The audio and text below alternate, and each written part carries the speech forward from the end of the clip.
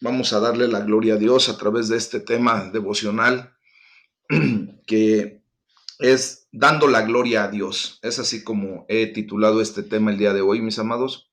Y pues vamos a ver qué es lo que realmente eh, eh, Dios tiene preparado para nuestras vidas el día de hoy. Fíjense que les voy a dar un testimonio muy poderoso, conmovedor, de una mujer que hace tiempo eh, nos hizo este comentario y nos dio la autorización de poder dar este testimonio. Obviamente no voy a dar nombres.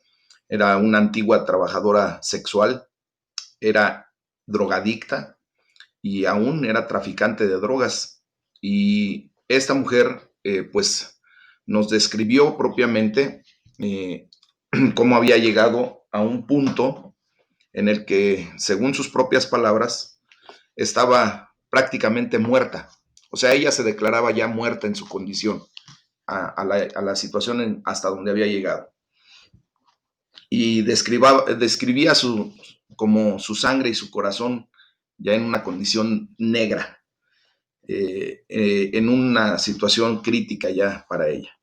Ella nos narra cómo llega a los pies de Cristo y el día que tuvo a bien abrir su corazón para escuchar la palabra de Dios, ella nos narra cómo escuchó que Jesús la amaba tanto que había muerto por ella.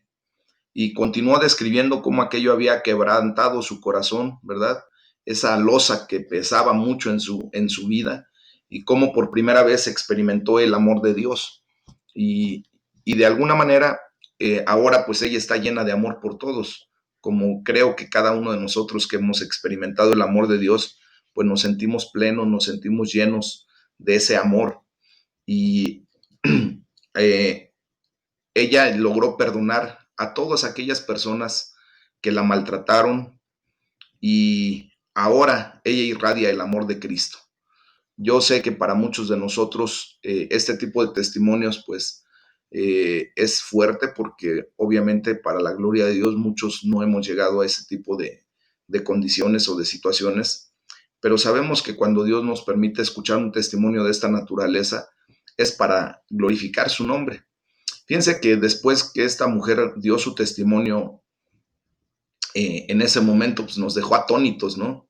Yo fui a darle las gracias y le dije lo asombroso y poderoso que había sido su testimonio. Y ella solamente dijo, pues lo único que puedo hacer es regresarle ese gran amor a Dios. De repente como que no se entiende de bien a bien lo que se pretende decir y le pedí que me explicara qué era lo que estaba tratando de decir. Entonces ella respondió que se trataba de toda su gracia y ella pretendía devolvérsela al darle la gloria. Y es por eso que he titulado este tema como dando la gloria a Dios. Obviamente ella ha logrado tener una profunda comprensión, un gran entendimiento de la gracia, la gloria y lo que significa ser como Cristo. No solamente seguir a Cristo, sino buscar la manera de ser como Él. Y fíjense bien que el tema de la gloria de Dios, pues recorre gran parte de las escrituras, ¿verdad? Y vamos a ver por qué. Y vamos a también entender cómo y cuándo le tenemos que devolver la gloria a Dios o darle toda la gloria a Dios. Amén. Vamos a leer del Salmo 115, del versículo 1 al 11. Y aquí vamos a comprender y a contestar una pregunta esencial. ¿Por qué debo glorificar a Dios? ¿Te has preguntado eso? ¿Por qué debes glorificar a Dios? Y dice la palabra de Dios ahí en el Salmo 115, y esto espero que abra el entendimiento de muchos de ustedes, sobre todo de las personas que apenas comienzan en el camino del Señor, para ver a quién verdaderamente tenemos que darle la gloria, la honra, porque solamente es digno de merecerla. Y dice la palabra de Dios, no a nosotros, oh Jehová, no a nosotros, sino a tu nombre da gloria, por tu misericordia, por tu verdad. ¿Por qué han de decir las gentes, ¿dónde está ahora su Dios? Nuestro Dios está en los cielos, todo lo que quiso ha hecho. Los ídolos de ellos son plata y oro, obra de manos de hombres. Tienen boca, mas no hablan. Tienen ojos, mas no ven. Orejas tienen, mas no oyen. Tienen narices, mas no huelen. Manos tienen, mas no palpan. Tienen pies, mas no andan. No hablan con su garganta. Semejantes a ellos son los que los hacen y cualquiera que confía en ellos. Quiero abrir aquí un pequeño paréntesis, mis amados, para poder generar un comentario muy fuerte. Cuando nosotros estábamos en la religión tradicional de México, obviamente nos abocábamos a darle la gloria, la honra, adorar. De alguna manera, la tradición te dice que no estás honrando, que solamente estás venerando, pero pues al estudiar en el diccionario simplemente de la Real Academia de la Lengua Española, la palabra venerar y honrar son sinónimos, quieren decir exactamente lo mismo, darle culto a alguien o a algo. Entonces, la palabra de Dios aquí nos dice claramente que nuestro Dios, en el Dios en el que ahora tú y yo hemos confiado, que no es el Dios de la tradición, sino más bien es el Dios bíblico, el Dios todopoderoso, el verdadero creador de los cielos y la tierra, dice claramente que a Él sea la gloria, ¿verdad? A Él solamente sea la honra. Después nos hace una reflexión acerca de todas esas imágenes, esos ídolos, esos bultos en los que nos enseñaron a confiar, en donde nos enseñaron a postrarnos delante de esas imágenes, a rezarles, a santiguarnos, ¿verdad? A de alguna manera darles honra y adoración a través de la veneración, entre comillas. Pero nos hace la clara referencia a la palabra de Dios que aun cuando son físicamente muy parecidos a nosotros y que nosotros obviamente somos a imagen y semejanza de Dios, podrían parecerse a Dios, pues nada tienen que ver con un Dios vivo. Dice que tienen manos, pero no palpan, tienen pies, no, mas no andan, tienen garganta, pero no hablan, ¿verdad? Tienen ojos y no ven, boca y no hablan. Entonces, lo más crítico aquí es cuando en el versículo 8 dice, semejantes a ellos son los que los hacen. Aquellas personas, aquellos orfebres, aquellos pintores, aquellos escultores que hacen este tipo de ídolos o santos, desgraciadamente no se dan cuenta de que están cayendo en un grave error delante de Dios. Están provocando y están participando de la idolatría. Pero lo más crítico es cuando declara ahí, dice, y cualquiera que confía en ellos. O sea, si tú y yo todavía tenemos la confianza puesta en una virgen, en un santo, desgraciadamente estamos siendo semejantes a esos entes que no pueden verdaderamente expresarse delante de Dios, ¿verdad? Para Dios estamos muertos en ese sentido porque le estamos dando culto y adoración a un ídolo. Y recuerden que Dios nunca va a compartir su gloria con nada ni con nadie. Por lo tanto, nosotros tenemos que ya empezar a quitar de nuestros hogares, de nuestra persona, muchas veces trayendo crucifijos o colgajos de alguna virgen, algún santo, muchas veces los brazaletes que traen una serie de santos ahí, todo eso tiene que desaparecer de nuestras vidas, hermanos. ¿Por qué? Porque si no estamos desgraciadamente participando de la idolatría. Y Dios no nos llama a eso. Dios es muy claro en ese sentido.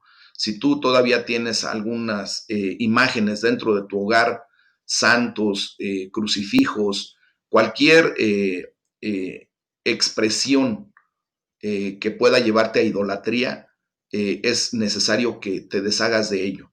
Y no es para que vayas y se lo regales al compadre o a la vecina o al amigo. No, porque si no, desgraciadamente, lo único que estás haciendo es provocar que todavía esas personas sigan teniendo ese tipo de manifestaciones. Lo mejor que se lo puede hacer a ese tipo de artículos es destruirlos, romperlos. No pasa absolutamente nada, sino todo lo contrario. Dios se glorifica a través de esas acciones porque tu casa va siendo limpia, y te voy a explicar algo muy fuerte. Cuando nosotros, ¿verdad?, estamos haciendo idolatría a ese tipo de santos, o vírgenes, desgraciadamente no nos damos cuenta de que el enemigo es tan astuto que nos lleva a adorar demonios a través de esas imágenes. Les voy a hacer el comentario respecto a lo que se llama sincretismo. Antes de que vinieran los españoles a conquistar a México o a toda la región hispanoamericana, se tenían una serie de dioses, ¿verdad? Porque todos los pueblos prehispánicos eran politeístas, tenían una serie de dioses. Por ejemplo, los aztecas adoraban a Huitzilopochtli como el rey, el dios Sol, y de esa manera le ofrecían sacrificios y le entregaban, ¿verdad?, a esa piedra voluminosa con un hueco en el centro, le entregaban ahí el corazón de los Xochimitls, se llaman, que eran los esclavos que iban a ser sacrificados, y al momento de meter el corazón dentro de ese agujero de la piedra que representaba al dios Huitzilopochtli, pues hacían la imagen que él verdaderamente se nutría del corazón del hombre. Entonces, ¿qué fue lo que sucedió cuando vienen los españoles? Los españoles hicieron una observación y le dijeron, voy a poner este ejemplo. Mira, tú estás adorando a esto. Voy a poner esta cosa como representación de un ídolo prehispánico. ¿Ok? Ahora, como tú estás adorando esto, ¿verdad? Y esto no representa, voy a parar un poquito. Esto que tú estás adorando, pues no representa un ente físico, ¿verdad? No, ¿qué forma le ves? Tú le puedes dar cualquier nomenclatura a esta cosa, ¿verdad? Ahora bien, fíjate, yo te voy a poner a esta virgen y te ponen la cara de una persona, pero aquí atrás está la imagen o el ídolo que están adorando los indígenas o los prehispánicos. ¿Qué sucede?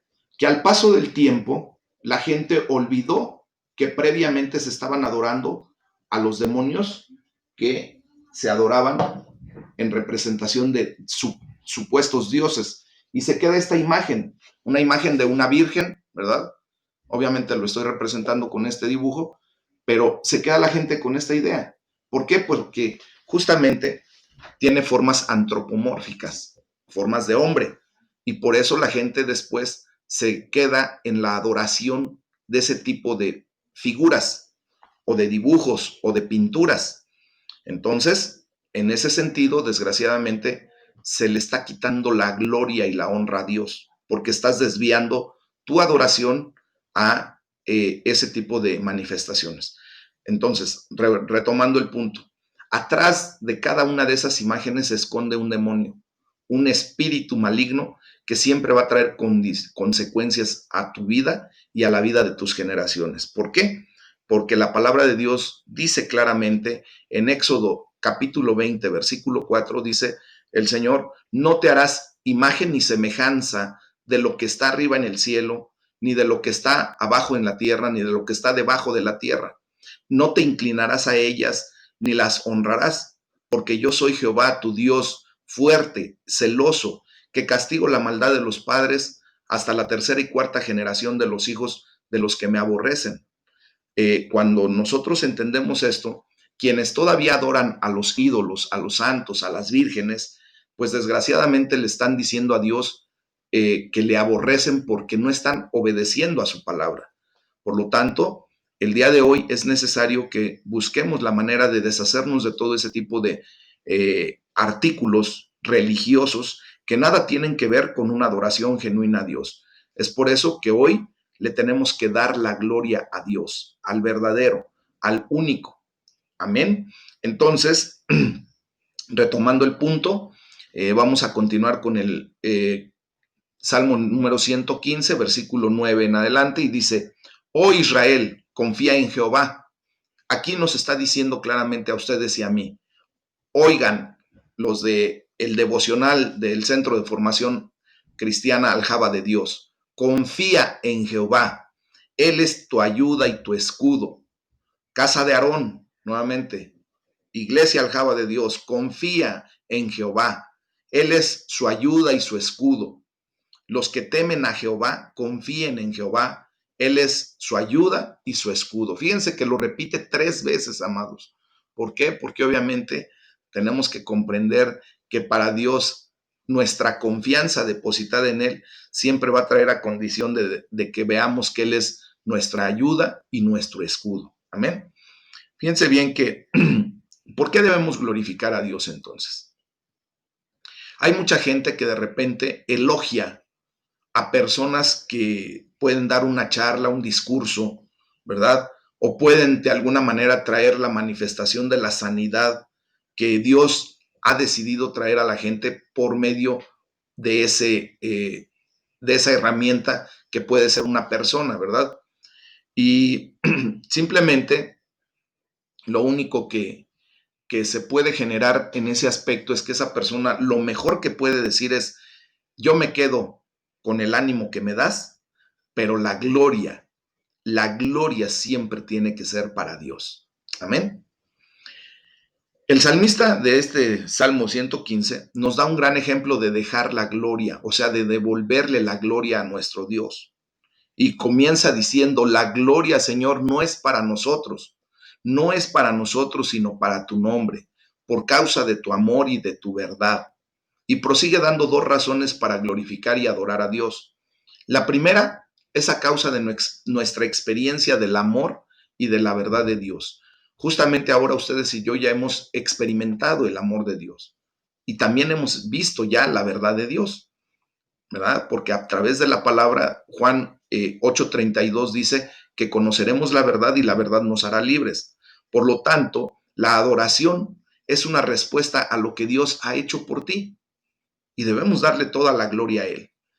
Cuando tú y yo venimos a esta verdad que nos está haciendo libres, nos damos cuenta de lo mucho, de lo exageradamente mucho que Dios ha hecho por nosotros, ¿verdad? De hecho, siempre hacemos una declaración muy poderosa, muy fuerte, cuando hacemos el comentario o en nuestra oración decimos, Ebenecer, hasta aquí el Señor nos ha sostenido. Hasta este momento el Señor ha hecho muchas cosas por nosotros. Hasta aquí el Señor nos levanta con la diestra de su poder. Amén.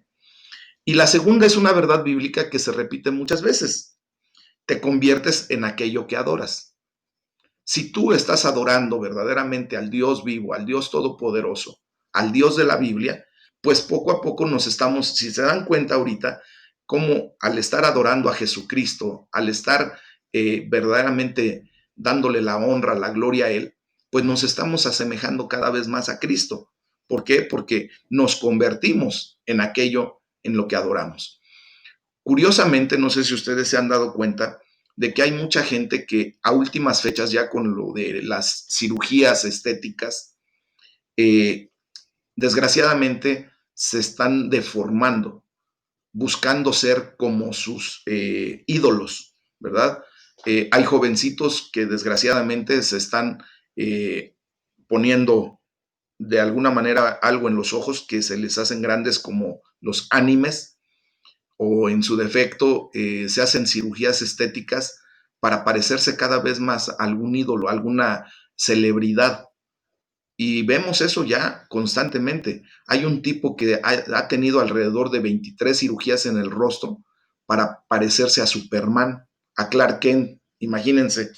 Entonces, y muchos otros jóvenes y señoritas que se hacen una serie de operaciones, ¿verdad? Para parecerse a las personas que ellos idolatran, porque efectivamente el ser humano se convierte en aquello en lo que adoran o a lo que adoran, porque así lo declara el versículo 8 que acabamos de leer del Salmo 115. Dice, semejantes a ellos son sus hacedores, o sea, se convierten en lo que están haciendo y todos los que confían en ellos, o sea, con los que los están adorando. Por lo tanto, mis amados, si adoramos ídolos, nos volvemos algo totalmente carente de vida, incapaces de hacer nada de valor alguno. Pero al poner nuestra confianza en el Señor, quien es nuestro escudo y nuestra ayuda, como lo repite 3 veces la palabra de Dios, si ponemos nuestra fe en el Señor y lo adoramos, pues nos vamos a volver semejantes a Él y seremos transformados a su semejanza y obtendremos plenitud de vida. Ese es el motivo de este comentario muy especial del Salmo 115, mis amados, que tenemos que tener en consideración. Debemos pedirle a Dios que nos ayude, que sea nuestro escudo, que nos ayude a confiar cada vez más en Él y a experimentar cada vez más su gran amor y su verdad. Que nos ayude siempre a darle toda la gloria, toda la honra y devolvérsela día a día. Cada vez que alguien nos haga un comentario, oye, qué bien hiciste esto, aún qué bien barriste tu casa, para la gloria de Dios. Qué bien predicaste la palabra de Dios para la gloria de Dios. ¿Por qué? Porque la gloria tiene que ser siempre para Él. Todo lo que tú y yo podemos hacer en este mundo, en esta tierra, pues simplemente es porque a Dios le ha placido darnos la oportunidad, darnos el talento, darnos la habilidad para hacerlo. Amén. Y por eso le tenemos que devolver siempre la gloria a Dios. Amén. Ahora, ¿cómo glorificar a Dios? Pues vamos a Filipenses capítulo 1 del versículo 27 al capítulo 2 versículo 11. Y dice la palabra de Dios. Para darle la gloria a Dios dice que solamente nos debemos comportar como es digno del Evangelio de Cristo, para que, o sea que vaya a verlos o que esté ausente, oiga de ustedes que están firmes en un mismo espíritu, combatiendo unánimes por la fe del Evangelio, y en nada intimidados por los que se oponen, para que ello ciertamente es indicio de perdición, mas para ustedes de salvación, y esto de Dios. Porque a ustedes les es concedido a causa de Cristo, no solo que crean en Él, sino también que padezcan por Él, teniendo el mismo conflicto que han visto en mí y ahora escuchan que hay en mí. Capítulo 2, versículo 1 en adelante, dice, por tanto, si hay alguna consolación en Cristo, si algún consuelo de amor, si alguna comunión del Espíritu, si algún afecto entrañable, si alguna misericordia, completen mi gozo, sintiendo lo mismo, teniendo el mismo amor, unánimes, sintiendo una misma cosa. Nada hagan por contienda o por vanagloria, antes bien con humildad, estimando cada uno a los demás como superiores a él mismo, no mirando cada uno por lo suyo propio, sino cada cual también por lo de los de otros.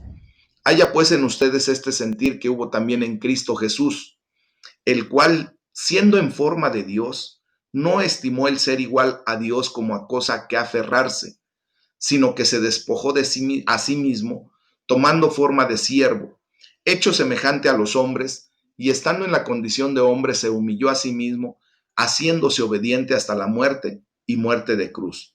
Por lo cual Dios también le exaltó hasta lo sumo y le dio un nombre que es sobre todo nombre, para que en el nombre de Jesús se doble toda rodilla de los que están en los cielos y en la tierra y debajo de la tierra, y toda lengua confiese que Jesucristo es el Señor, para gloria de Dios Padre. Amén. Fíjense bien. Entonces, ¿cómo glorificar a Dios? Pues Pablo explica cómo podemos glorificar a Dios al llegar a ser como Jesús. Piensa en ti mismo como Cristo Jesús pensó de él mismo. Eso es lo que debemos llegar a ser. Así lo dice la palabra de Dios en el versículo 5 de Filipenses 2. Debemos llegar a buscar que nuestra actitud llegue a ser como la actitud de Cristo, debido al celo por el nombre de Jesús y para la gloria de Dios. Así es como debemos glorificar al Padre. Debemos vivir una vida digna del Evangelio de Jesucristo, porque es un privilegio no solo creer en Jesús, sino también sufrir y luchar por Él. Es un privilegio, mis amados hermanos, el que ustedes y yo tenemos ahora de no solamente creer en Jesús, sino que ahora, ¿verdad? Debemos levantar el estandarte de Jesucristo y hay ocasiones en que vamos a sufrir, hay ocasiones en que tenemos que luchar por Él. Justamente ayer mi hermano Jesús Palafox hacía un comentario muy atinado. Como ustedes saben, el día sábado tuvimos los bautizos allá en Tonatico y él desde la semana pasada había decidido no ir por temor a que se pudiera contagiar, por temor a que pues ahí iba a haber mucha gente y eso. Pero el día de ayer que le pregunté, le digo, hijo, ¿y por qué ahora te decidiste a ir? Porque a final de cuentas fue y nos acompañó y fue una bendición. Y me dice, Pastor, lo que pasa es que comprendí que estamos en la guerra espiritual, así como nos has enseñado. Digo, efectivamente. Dice, entonces, si nosotros vamos a una guerra, pues no vamos a esperar que no haya balas, ¿verdad? No vamos a esperar que no nos causen alguna herida, no vamos a esperar que no tengamos que luchar si es que vamos a una guerra. ¿Qué tenemos que hacer? Pues esperar verdaderamente que va a haber balas, va a haber sufrimiento, va a haber lucha, pero todo esto, dice, yo lo hice para la gloria de Dios. Me levanté, decidí con mi esposa ir a los bautizos para glorificar a Dios a través de esa bendición de mis hermanos que se bautizaron. Digo, gloria a Dios. A mí honestamente me da mucho gusto que la gente como ustedes ya empiece a tener un pensamiento avanzado en relación a lo que debemos vivir en Cristo Jesús. ¿Estamos en una guerra espiritual? Sí. Tendremos que sufrir muchas ocasiones porque en una guerra se sufre. Tendremos que luchar efectivamente porque en las guerras pues obviamente es eso lo que se vive, una lucha en ese comentario, ¿verdad? Que tendremos que dejar de hacer muchas cosas, tendremos que eliminar cosas de nuestra vida para poder ir plenos a esa lucha, enarbolando el estandarte de nuestro Señor. Es verdad. Hoy el Señor nos pide que dejemos todo tipo de idolatría, mis amados hermanos. Todo tipo de imágenes, todo tipo de ídolos que de alguna manera impiden que toda la gloria y toda la honra se la dediquemos exclusivamente a Dios, que es el que la merece verdaderamente. Entonces, cuando las personas o los acontecimientos vienen en nuestra contra, lo que tenemos que hacer es seguir firmes para la gloria de Dios. Que nada nos doble, mis amados. Tenemos que estar en unidad contra toda la oposición y los ataques que debemos enfrentar. El lenguaje que Pablo utiliza es el de una falange o phalanx, la más formidable organización táctica militar de la antigüedad. Los griegos utilizaban esas tácticas, ¿verdad? Ellos juntaban sus escudos y sus lanzas al frente y los soldados estaban formados hombro con hombro en líneas de 8 hombres de profundidad, ¿verdad? Mientras no se rompiera esa formación, eran prácticamente invencibles. ¿Y por qué era falanges? Si ustedes hacen así su dedo, se van a dar cuenta de que en esta forma, así, utilizando las articulaciones del dedo, se forma el ángulo de la falanges, y en ese sentido, así es como ponían sus escudos. El primero lo ponía abajo, el otro un poquito más arriba y el otro hasta arriba. Y cuando venía el ataque del enemigo, era prácticamente imposible penetrar ese sistema de escudos. ¿Qué tenemos que hacer ustedes y yo como hijos de Dios, como hermanos en Cristo, como hermanos en la fe? Pues unirnos en esta realidad y estar hombro con hombro. Si a ti te duele algo, por favor, haznoslo sentir para que de esa manera nosotros vengamos en tu apoyo. Si a mí me duele algo, yo he sido capaz de hacérselo sentir, mis amados, haciéndoles el comentario para que también vengan en mi apoyo. ¿Por qué? Porque también me es necesario que ustedes me ayuden en este sentido, ¿verdad? Entonces, pase lo que pase, dice la palabra de Dios, ¿verdad? Ahí en el versículo 28 y 27 y 28 de Filipenses 1, pase lo que pase, compórtense de una manera digna del Evangelio de Cristo. Y de este modo, ya sea que vaya a verlos o que estando ausente, solo tengan noticias de ustedes sobre que siguen firmes en un mismo propósito, luchando unánimes por la fe del Evangelio y sin temor alguno a sus adversarios, lo cual es para ellos señal de destrucción, pero para ustedes, en cambio, es señal de salvación y esto proviene de Dios. Entonces, la clave de esta unidad es tener una actitud como la que tuvo Jesucristo. ¿Y cuál fue esa actitud? Fíjense bien, cualquier desunión en la iglesia habría arruinado la alegría de Pablo. La desunión proviene muy a menudo del egoísmo o de la vanidad. La clave es considerar a los demás mejores que nosotros mismos, para velar no solo por nuestros propios intereses, sino también por los intereses de los demás. Entonces, ¿qué nos enseña la palabra de Dios? Dice, no te abras paso empujando, no labres tu camino a la cima con persuasivas palabras de adulación, no seas barbero, no seas lisonjero. Dice, hazte a un lado y ayuda a otros a salir adelante mejor. No te obsesiones con conseguir ventaja alguna. Olvídate de ti mismo el tiempo que sea necesario para tender una mano a quien lo necesite, una mano que ayude. Eso lo podemos leer en el versículo 3 y 4 de Filipenses 2. En otras palabras, mis amados hermanos, debemos tener la misma actitud que Jesús tuvo, quien dejó su estatus natural, sus prerrogativas, su lugar, su condición legal y social. Él era simple y sencillamente, y sigue siendo el Dios todopoderoso, pero se hizo nada prácticamente. Tomó la naturaleza de siervo, se humilló a sí mismo y se hizo obediente hasta la muerte, y muerte de cruz, como lo vemos en el versículo 7 y 8 de Filipenses 2.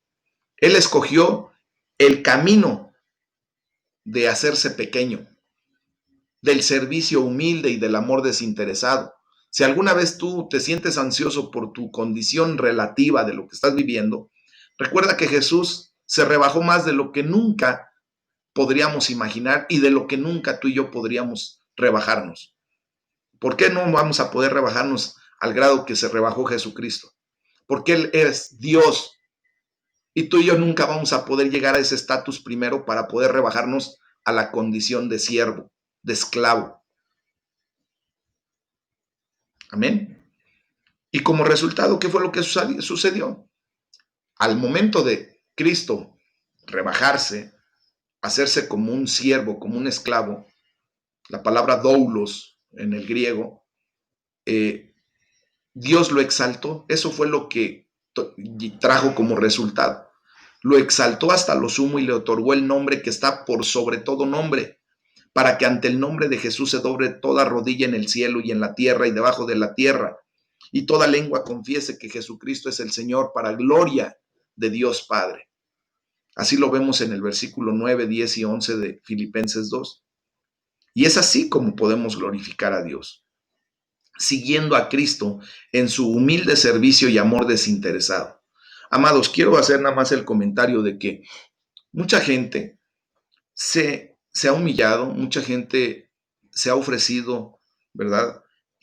Para el servicio a los demás, sobre todo en algunas áreas de la religión tradicional, de la religión romana, en donde pues se muestra a muchas personas que buscan la manera de servir a los demás. Está la Madre Teresa de Calcuta, están algunos de los mártires, entre comillas, que se han ofrecido, ¿verdad?, para el servicio a otros. Y por eso los consagran y por eso los santifican, los beatifican, los canonizan. Por ejemplo, está un Francisco de Asís, ¿verdad?, que de alguna manera se despojan de su condición humana en cuanto a su economía, en cuanto a sus recursos, en cuanto a su condición de familia, y se van a dar su vida por los demás. Hermanos, quiero decirles que esas personas, si verdaderamente pudieran en este momento revivir y ver que se les glorifica y que se les da la gloria que no merecen, porque no han hecho nada extraordinario más que tratar de seguir a Cristo, ¿verdad? Ellos mismos harían la observación de que no es correcto que se les glorifique a ellos. Ellos buscarían siempre la manera de que la gloria sea para Dios. Y se los puedo demostrar simplemente en algunos textos bíblicos en donde, por ejemplo, la misma María, la que viene a ser madre de nuestro Señor Jesucristo en el cuerpo físico, en Lucas capítulo 1 hay un cántico muy especial que ella genera. Obviamente es inspirada también por el Espíritu Santo. Lucas capítulo 1, versículo 46 en adelante, dice, entonces María dijo, engrandece mi alma al Señor. Aquí, por ejemplo, ella está dándole la gloria a Dios, está poniendo a Dios en el lugar que le corresponde, lo está considerando como su Señor. Dice, y mi espíritu se regocija en Dios, mi Salvador. Hermanos, cuando una persona está consciente de su naturaleza humana, de su naturaleza pecaminosa, entra en la gran disposición de aceptar a un Salvador para su vida. ¿Por qué? Porque si ahorita pudiera estar María junto con nosotros y le dijéramos, María, ayúdanos a salir de esta condición de la muerte a la que estamos expuestos por el pecado, si estuviéramos en una misma olla, ¿verdad? Siendo cocinados por Satanás, lo primero que ella diría, pues permítanme a ver si puedo yo salir y después de eso, ¿verdad? Ayudarle a alguno de ustedes. Pero obviamente ningún ser humano tiene la capacidad de salirse de la olla por sí mismo. Por eso ella tiene la necesidad de declarar a Dios como su Salvador. Jesucristo fue el único que pudo salirse de la olla por sus propios méritos, al morir y resucitar, al vencer la muerte. Y entonces es Jesucristo el único que puede extender su mano y sacarnos de esa olla, de ese perol en donde estamos siendo cocinados por Satanás. María no podría y no puede ni podrá. Simplemente se acoge a Dios como su Salvador y por eso le dice, mi espíritu se regocija en Dios, mi Salvador. Y dice, porque ha mirado la bajeza de su sierva. Ella se pone en el punto clave en el que tú y yo tenemos que estar siempre, como sus esclavos por amor. Amén. Entonces, otro ejemplo, ella, si se volviera a nacer el día de hoy, o más bien pudiera resucitar a la vida en este momento, déjenme decirles, hermanos, que se moriría del coraje al ver que le están dando honra, gloria, a través de muchas imágenes. Llámese la Virgen María, llámese la Virgen de Guadalupe, llámese la Virgen de Fátima, porque desgraciadamente los españoles, ¿verdad? Nos enseñaron tristemente a adorar a la misma bajo distintos nombres. ¿Por qué? Porque, por ejemplo, la Virgen María, al, entre comillas, presentarse en Extremadura, pues se le puso el nombre de Coatlacupe o Guadalupe, ¿ah? Del área del río del Guadalquivir, de ahí sale el nombre de Guadalupe. Y así fue pasando. Cuando se presentó en Fátima, pues ahora es la Virgen de Fátima. Cuando se presentó en la localidad en donde se llama Lourdes, pues ahora es la señora de Lourdes, ¿no? En Cuba se le llama la señora del cobre. Uh-huh. Entonces, en ese sentido, nada más nos enseñaron a ponerle nombres diferentes, pero a final de cuentas se está adorando al mismo espíritu maligno que se apodera de esa condición para desviar nuestra atención y nuestra alabanza y nuestra gloria al Dios vivo y verdadero.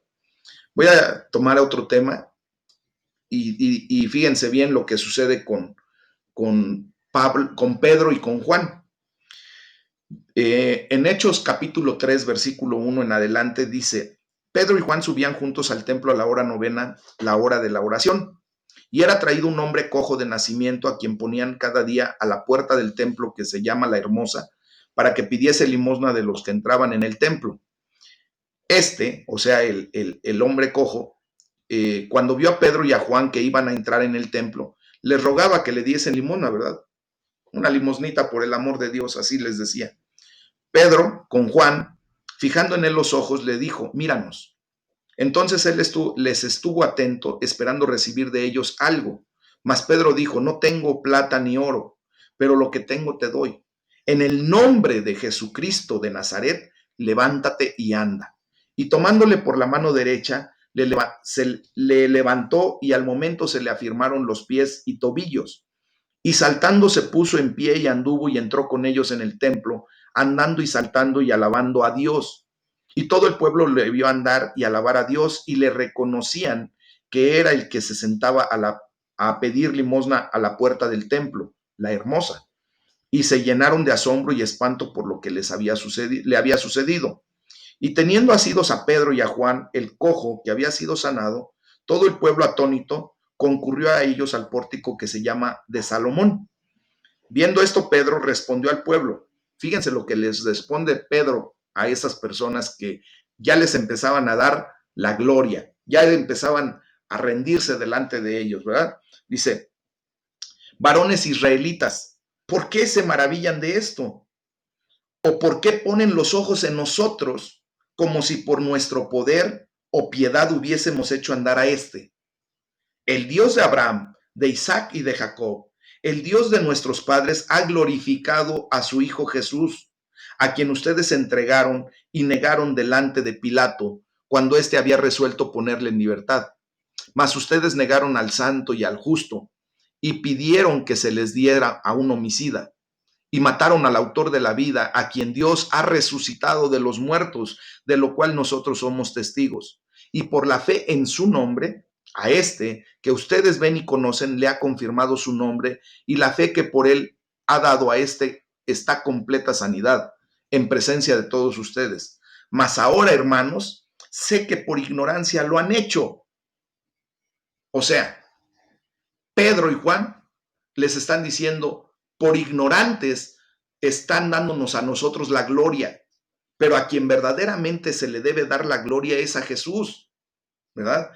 Dice, vuelvo a repetir las preguntas que hicieron, ¿por qué se maravillan de esto? ¿O por qué ponen los ojos en nosotros como si por nuestro poder o piedad hubiéramos hecho andar a este? No, ellos verdaderamente ahorita si se levantaran, se morirían nuevamente del coraje, porque ellos estaban conscientes de a quién se le debe dar la gloria y la honra en todo lo momento, mis amados. Y por último, solamente para no dejar pasar este momento, en el capítulo 22,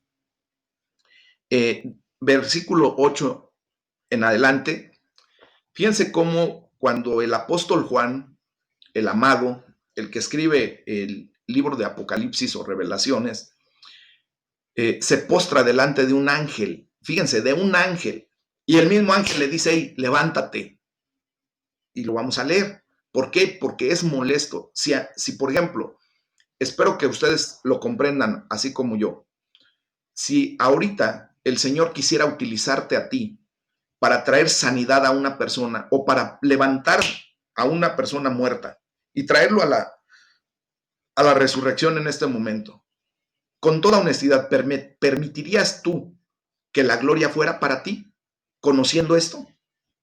Seguro estoy que ninguno de nosotros permitiríamos que alguien nos diera la gloria. En automático lo primero que diríamos, no, la gloria es para Dios. Él fue el que lo levantó, Él fue el que lo resucitó, Él fue el que lo sanó. Yo solamente fui un instrumento, pero nada tengo que ver en esto.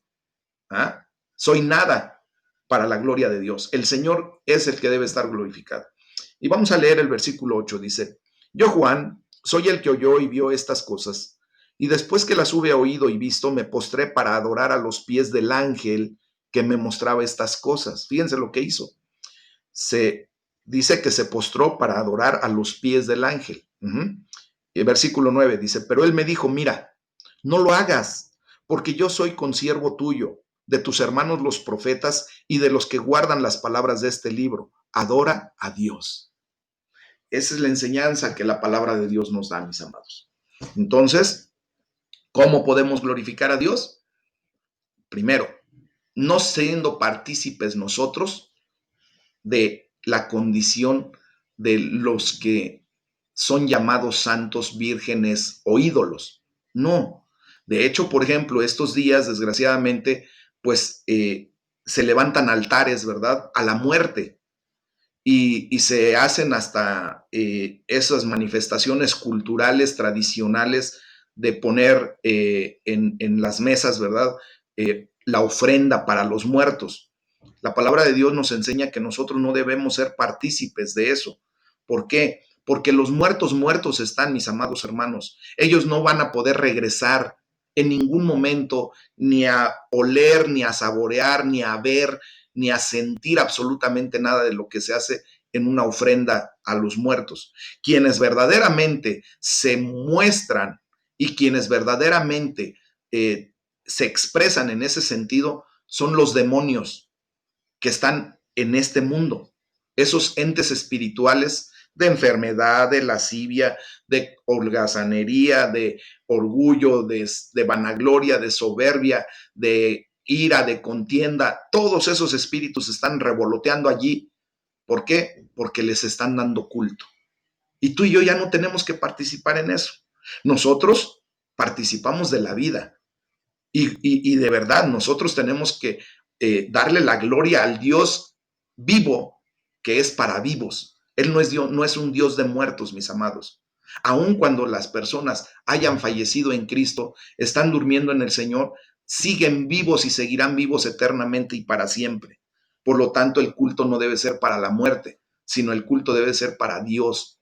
La gloria tiene que ser para Dios. Amén. Entonces, ¿cómo poder glorificar a Dios? Pues siguiendo a Cristo en su humilde servicio y en su amor desinteresado, pero no perdiendo de vista cuál es nuestra posición verdadera delante de Dios. Vamos a pedirle a Dios que nos ayude a tener la misma actitud que Jesús tuvo, que nos ayude a tomar el camino que trae gloria a Dios Padre, que nos ayude siempre a darle toda la gloria y la honra a Él. Amén. Pues ese es el tema del día de hoy, mis amados hermanos. Sé que estuvo fuerte para algunos, pero la gloria sea para el Señor. Que el Señor se manifieste en sus vidas, que les abra sus ojos espirituales y que verdaderamente empecemos a hacer lo que es correcto delante del Rey de Reyes, del Señor de Señores. Yo te animo a que si todavía tienes imágenes, si todavía tienes ideas de darle culto a la muerte, de seguir la tradición de este mundo, de este México, ¿verdad? Te alejes de ese tipo de manifestaciones y que para la gloria de Dios te centres mejor en ser humilde y dar servicio a los demás, con un amor desinteresado. ¿Amén? Amén. Pues bueno, vamos a despedir este momento.